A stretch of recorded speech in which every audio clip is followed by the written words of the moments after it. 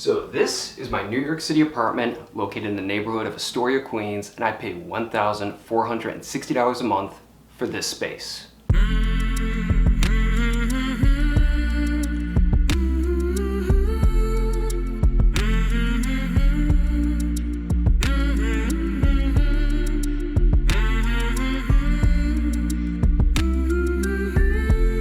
For the most part, I do really enjoy living here. Now, I do have some complaints, but I'll get into those later.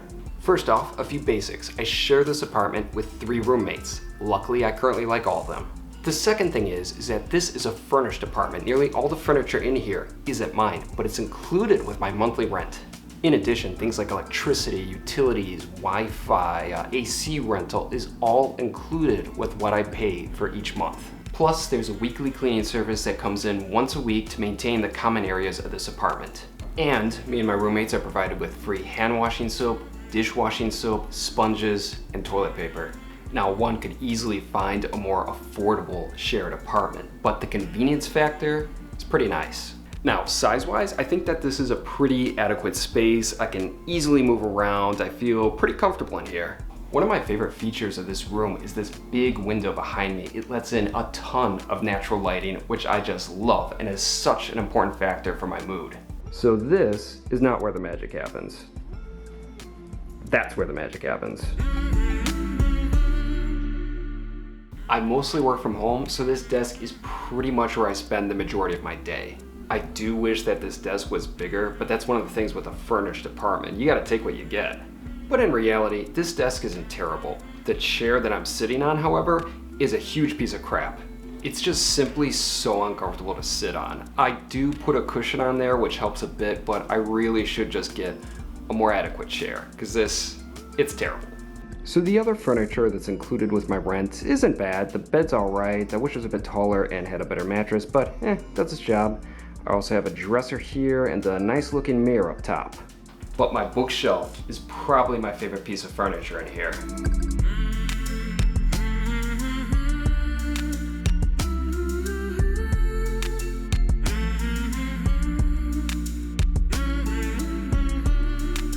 Up top here, I've got some mementos and trinkets, but the highlight of this area is the Keurig, of course, but also my drawing of Margot Robbie. I love Margot Robbie, and the drawing I felt turned out pretty good. One of the other problems with having a small space like this is that I just don't have the room to display the other artworks that I've made, like my drawing of Dakota Johnson, or my most recent drawing, the one I completed of Jessica Chastain. I'm really proud of the artwork I've produced. I just wish I had more space so I can hang it up and really give my room some more personality.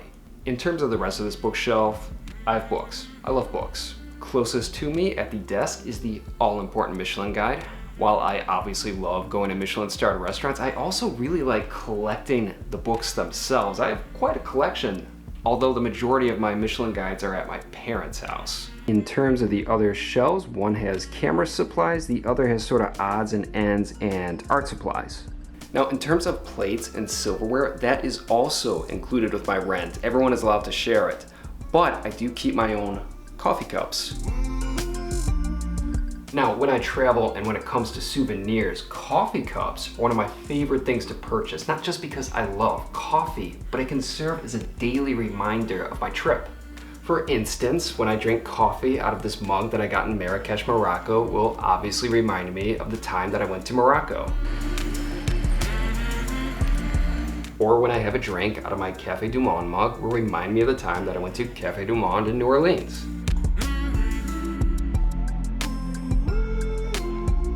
The reality is that these coffee cups are only a small slice of my entire coffee cup collection. The majority of them remain at my parents' house.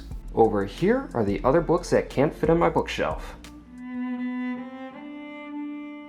Honestly, it would make more sense to have a Kindle or e-reader because these books take up a lot of space. But that's the one thing I'm really old school about. I love physical copies of books. To me, books are like trophies of knowledge and experience. When I see all the books that I've read, I see all the knowledge that I've consumed from them, all the experiences that I've taken from them that are now in my mind. They are a part of me. Although not everything I read is clearly a pillar of knowledge, but it is an experience. And one's brain needs a break every once in a while. because when it comes to books, just like everything in my life, I love variety. Over here is a light box. It's like a little mini studio where I can turn on a light, there's a white background, everything's very well lit, and I can do product photography, stock photography, stuff for work, and even with these videos. Basically, when you put something in there, it just looks great.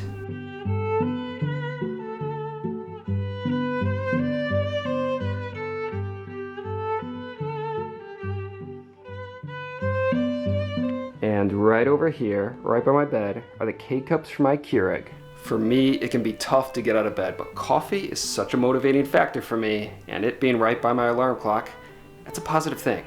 All right, so that's pretty much my room. Let's go check out the rest of the apartment. Okay, so this is the washroom.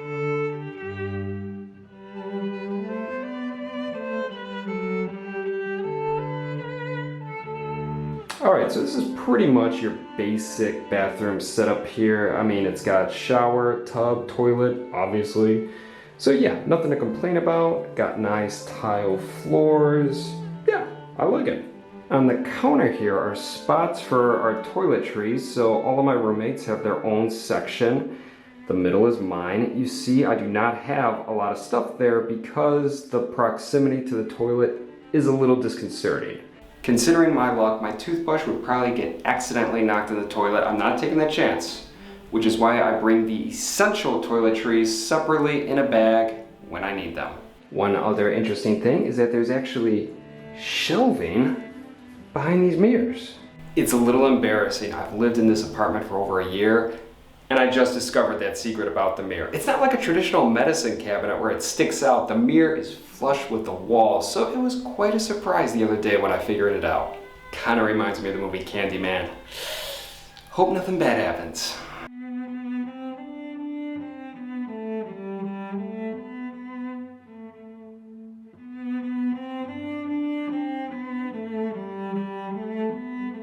So this is the kitchen. It's pretty good, solid, modern appliances, spacious, and I pretty much do no cooking in here, except when it involves the microwave.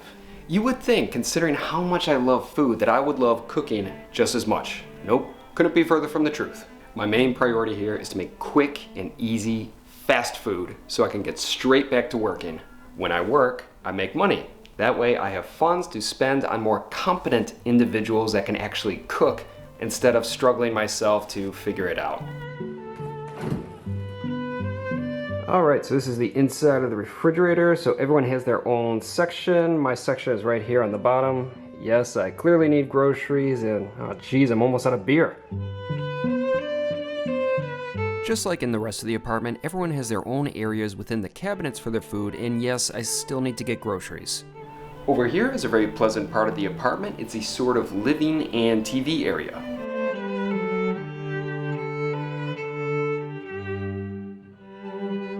I don't spend a ton of time in this section though. Sometimes I read, but the couches, the chairs are very comfy.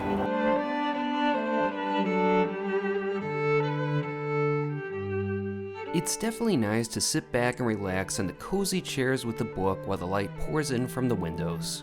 However, it is a communal area, so my roommates can come in at any time. When I want to take it easy with a measure of privacy, I retreat to my room and place a sort of pillow chair on top of my bed, which allows me to lounge with comfort while I read or watch something on Netflix.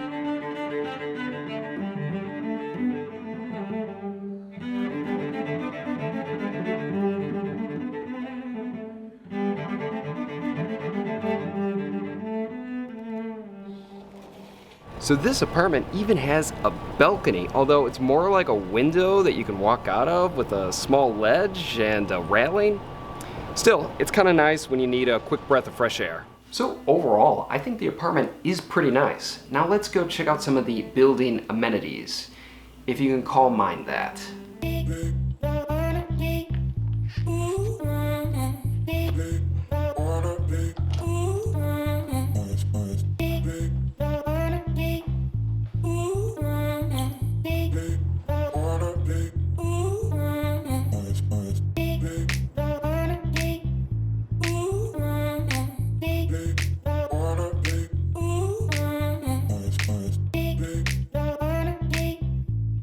So the building even has a rooftop deck, although I hardly ever come up here. I mean, there's really nothing up here, and the view is mediocre, but it still has a rooftop deck. The building right next to mine, which I could probably just hop right over to, does have a couch, so they do win on the amenity front.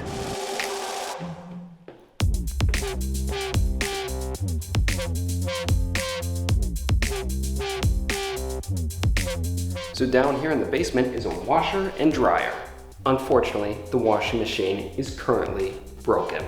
So that's where my complaints begin. You see, it's been broken for months and there's been no effort by the owner or who's ever in charge of it to fix it, despite being told of the problem. Also, the cleanliness of the building. You see the stairs a lot of the times have garbage all over them, even blocking the path where it's so difficult to get down to the basement. But that's not much of a problem anymore. Since the washing machine is broken, there's no point in going down the stairs. To be fair, the cleanliness here has improved a lot in the recent months, so it's not much of a problem anymore. Probably the most annoying issue are the noises within the walls, which are likely rats.